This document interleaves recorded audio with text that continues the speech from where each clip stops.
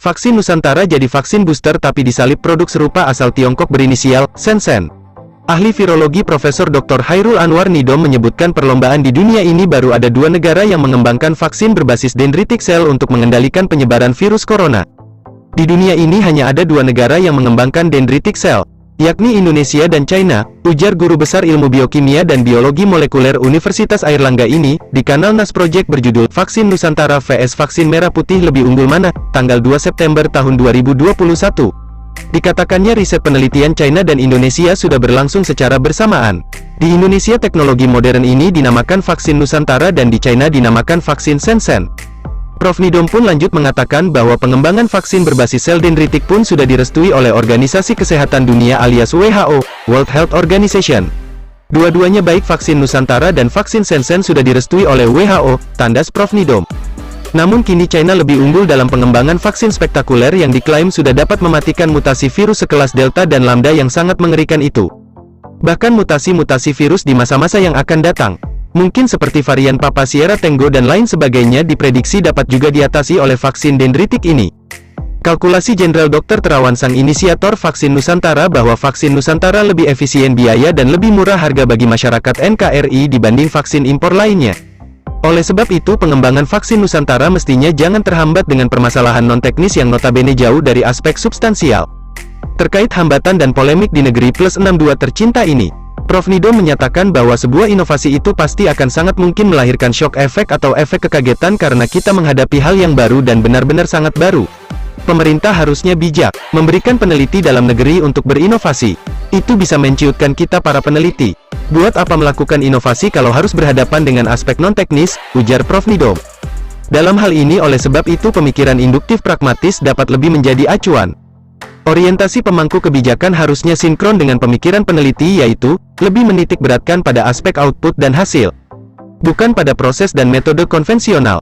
Walaupun aspek non-teknis ini tidak dapat juga dihilangkan sama sekali.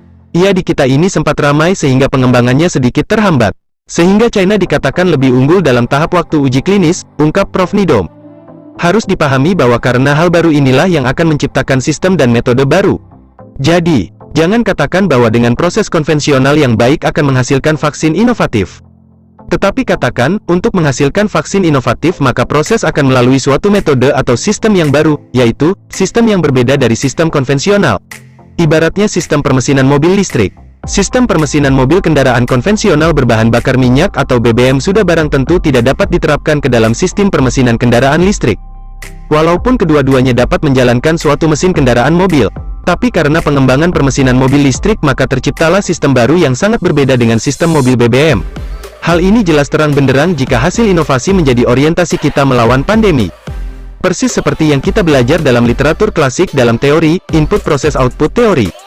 Teori yang sudah mengalami perubahan beberapa kali ini, telah disempurnakan oleh Michael Porter seorang profesor Universitas Harvard dalam bukunya yang terkenal, The Competitive Advantage of Nations, tahun 1998.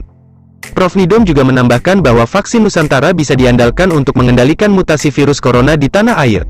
Kalau kita hanya mengandalkan vaksin konvensional, buktinya sampai sekarang untuk varian Delta formulasinya pun juga enggak diubah-ubah. Kalau dengan vaksin Nusantara hanya 50 hari kita sudah mendapatkan formulasi baru, kata Prof. Nidom saat dikonfirmasi antara news melalui sambungan telepon Rabu tanggal 24 Agustus tahun 2021. Meski demikian Prof. Nidom berharap pengembangan vaksin Nusantara bisa melesat lagi dan menyalip kembali produk riset dendritic cell Shenzhen asal China. Asalkan pemerintah sebagai pemilik kekuasaan bisa lebih bertindak bijaksana dan berpihak kepada inovasi anak bangsa bukan pada neokolonial globalis sumbernya hutang negara.